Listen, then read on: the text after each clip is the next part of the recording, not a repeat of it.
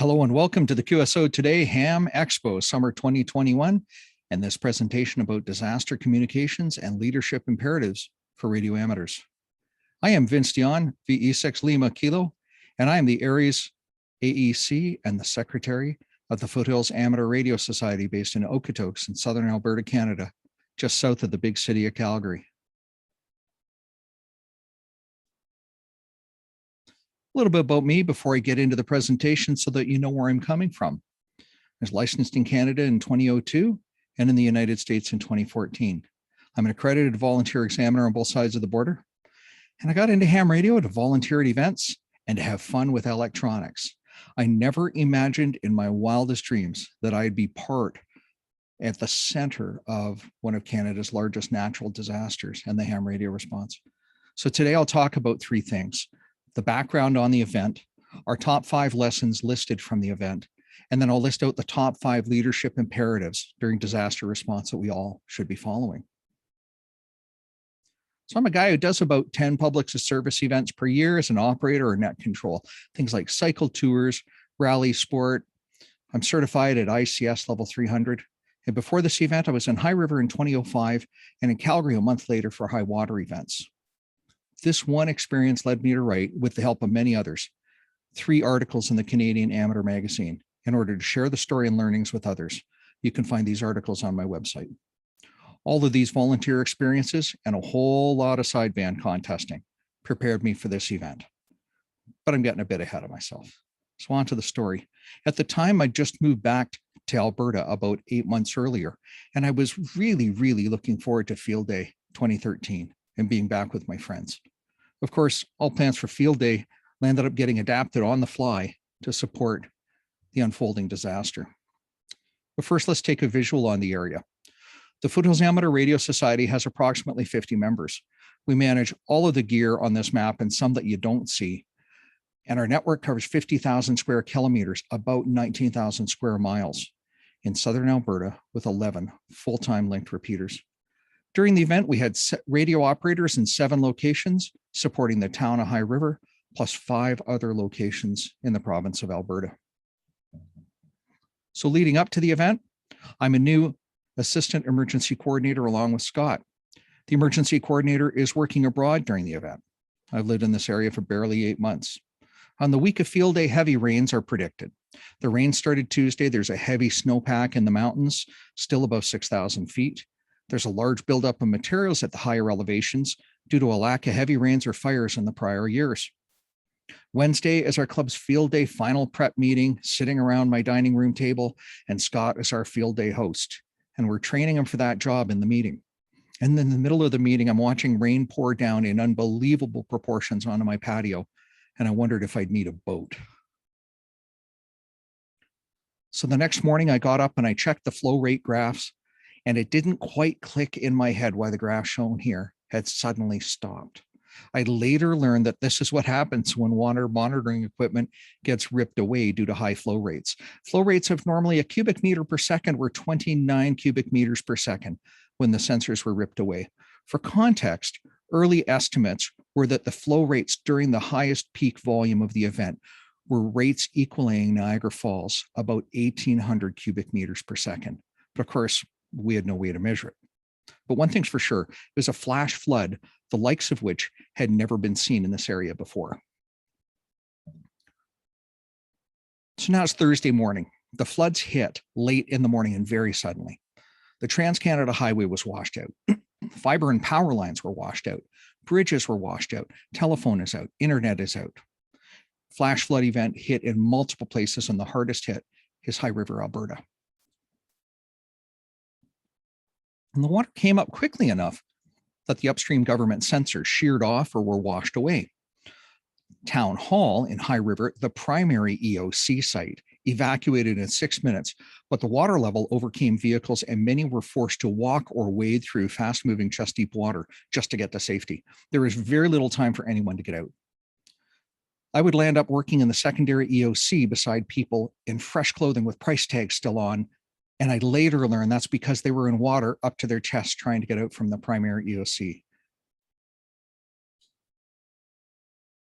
Any sort of vehicle was used to carry people, including this manure hauler. and front end loader, and of course, boats. And this combine, any sort of vehicle at all, was used to evacuate the residents until the rescuers themselves needed rescuing. So Thursday morning at 10 a.m., I talked to the town, but they said they didn't need us. An hour later, they were flooded out. They had 6 minutes to leave. So now it's Thursday afternoon, and I get a call from the provincial government to build a team and mobilize at 1 p.m. as they had lost all communication with their deployed emergency management representative in High River.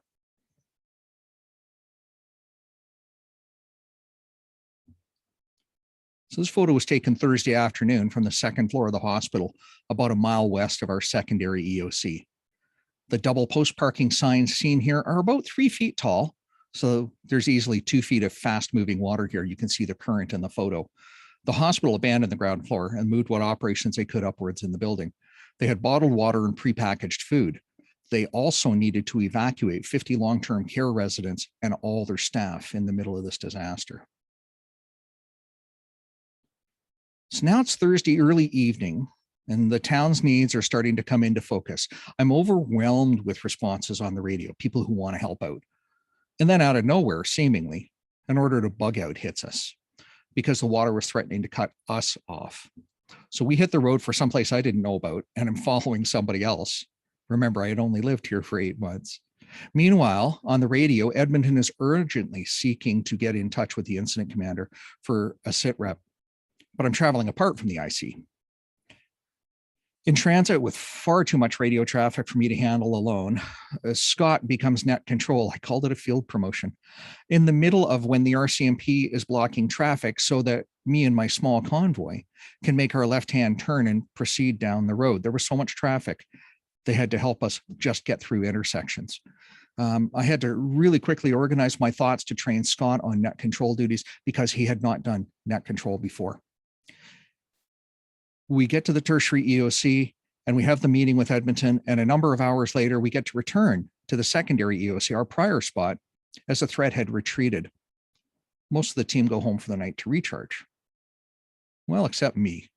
After a restless night of 4 hours awoken, every hour to check in on the radio, it's Friday morning. Over the next 2 days, it's a real blend of stuff and activities. We are the town's communication, keeping them in touch with their teams and the provincial government. And we're worried about where the water is going to go next downstream, to what city or town. So job one for us is helping the town of High River in any possible way to get conventional communication stood up before we have to leave. And job two is keeping Alberta Health Services looped in and help with the evac of the hospital that happened Friday morning.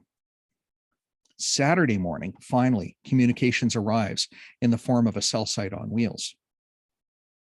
The local telcos couldn't get a cell site on wheels into town for us, but a third party was able to, along with satellite internet.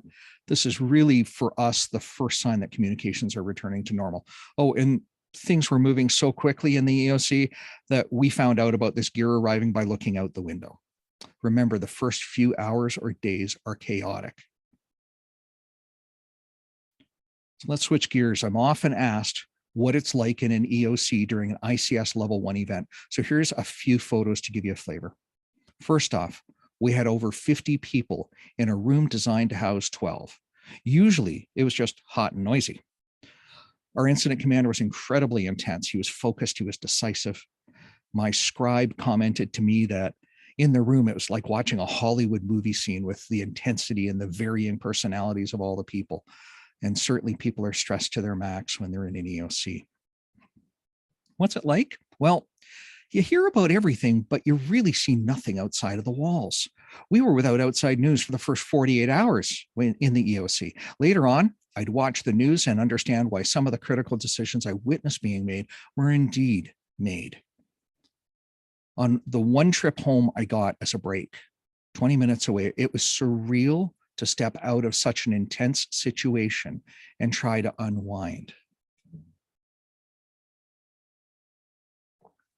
You feel removed from reality.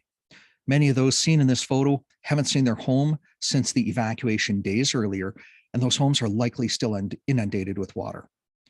Many of them were wearing donated clothing, some of them with price tags still on it. Remember, they lost theirs as they had to wade out a chest deep water from the primary EOC site, the town hall. It was incredibly humbling for me to work among these people that soldiered onwards in the face of their own personal loss, yet we're here fighting to get their town's order restored. So what's it like in an EOC? Well, it's hot and noisy and cramped. And did I say it's noisy yet? It's overwhelming to your senses. While some will adapt quickly, it is very mentally tiring. So I'm seen here giving our sit rep and telling the town on Saturday morning that we're departing that afternoon, but only once. All of the cell phones are stood up and working, but that we needed to get downstream to help out other areas. We'd learn hours later that we were not required downstream, thankfully. So shown here in this photo is the cover page of the second of the 3 articles I wrote with others about the event. If you like, you can find them on my website. Okay, let's shift gears. That's the event in the background. Now, let's talk about lessons listed. So in my day job, we call it lessons listed. It's only a lesson learned when you finally put it into practice. So here's the lessons we listed from the event and some of our winning tactics. People, everybody wants to help. Not everybody's experienced enough to help. So how do you mitigate these things? Well, you have a skills and equipment list for each person in a perfect world. You deploy people in pairs, one more experienced with one less experienced. They help each other out and they learn from each other. Look, some people are going to show up unprepared, but they're at least going to have a radio in hand. Set their expectations appropriately, put them with somebody more prepared. Some are going to self-deploy. They'll just show up. Send them back to resource or people check-in for proper skills assessment, registration, and deployment. This is no time to be training new people on the job when you don't know about them and their capabilities. So ICS teaches us that resources includes people, but in the context of this talk, resources are really the non-people things we need to have at hand. So know your resources in the affected areas, know your repeaters, digipeaters, wind link gateways, etc. Rehearse scenarios in these affected areas. Rehearse for combinations of these failures. And rehearse them with your neighbors if you can. Having a large areas team adjacent geographically can be helpful, as we found out firsthand. They sent me more of my labor than I had on my own team. But planning is imperative when you're working with joint teams. Meet regularly, do joint exercises, understand the joint call-out procedures, make sure members understand those joint call-out procedures. Prior agreements when working together are really helpful to have, as is practice and rehearsal. Stay flexible.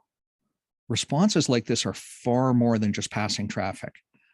Stay nimble, help out however you can. So 1 minute, I'm reporting to the Provincial Operations Center and giving my report to them. The next minute, I'm grabbed into a meeting by the incident commander to assess a donation of 100 radios plus a mobile repeater that dropped in the town's lap. Somebody showed up with them.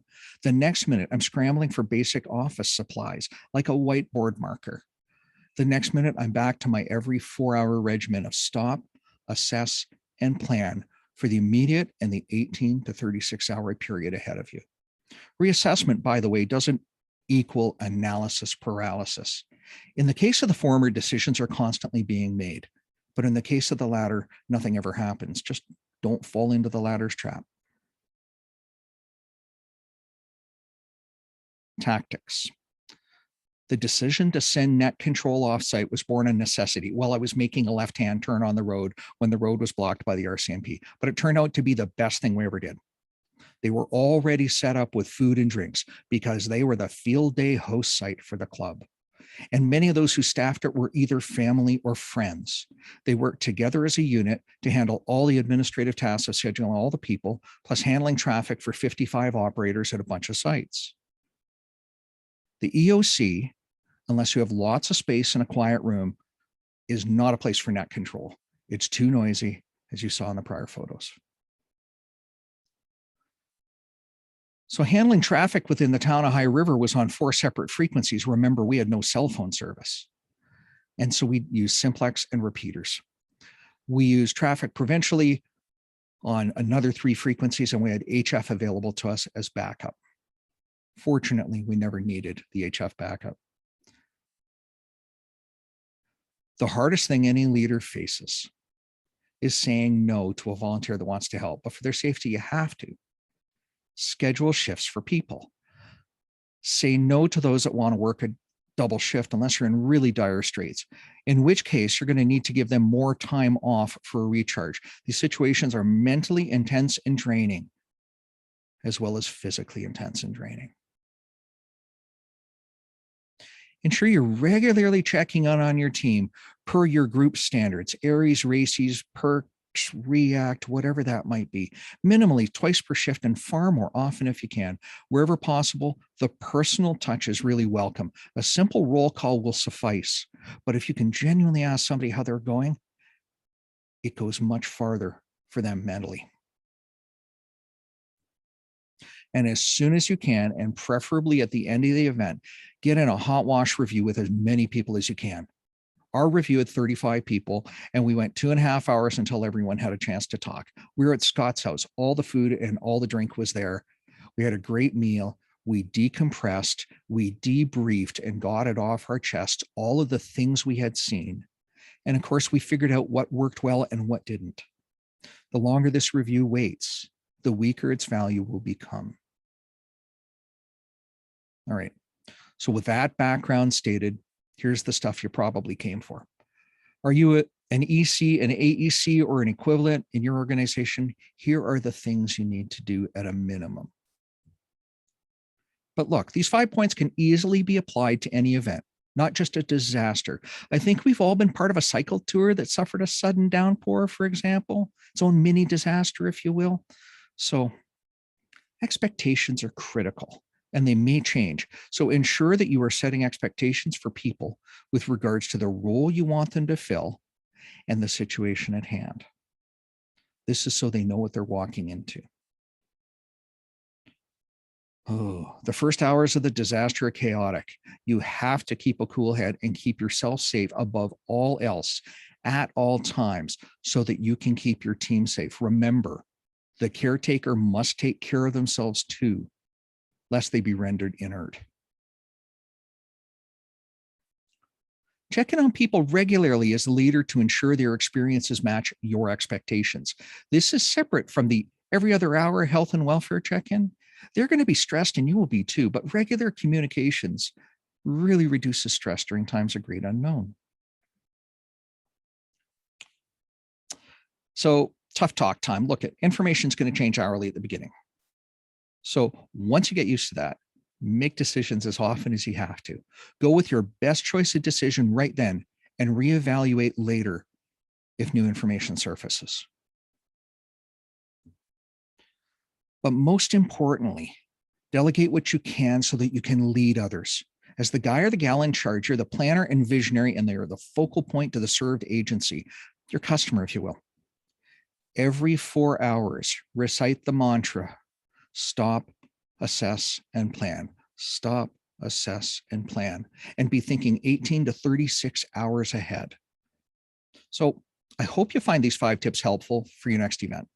And remember, the event doesn't have to be a major flood that evacuates 13,000 people. A cycle tour with 500 riders that suffers a sudden downpour, or the rally sport stage that gets canceled due to 5 inches of unexpected snow at the top of the course, and the course needing to be evacuated. These events are going to test your abilities in exactly the same way, but not that those things have ever happened to me. Here's how I'm going to close off. It's said that luck is what happens when preparation meets opportunity. My entire force of 55 was prepared for the opportunity handed to us. I'll be crystal clear about 2 things. Number 1, I never want that opportunity ever again, and I'm ready to go when needed. And number 2, I can be proud of the work we did. Hey, this is a shout out to the ARRL though, Field Day. Are you listening? Field Day needs a new category, operating from an EOC under real disaster conditions. Given that it was Field Day weekend after all, I felt it important that I submit a field day entry. But sadly, I never did hear back from the ARRL about it, but only because perhaps I was too busy to submit the supporting documentation. Ladies and gentlemen, thank you for listening to me present. I wish you much success when your next event tests your mettle. You can read all 3 articles and see footage from the snow-caused evacuation of a rally sport course on my website at www.ve6lk.com. Huge shout out and thanks to Eric Guth and his entire team for bringing us together again at HamExpo. Thanks and see you again.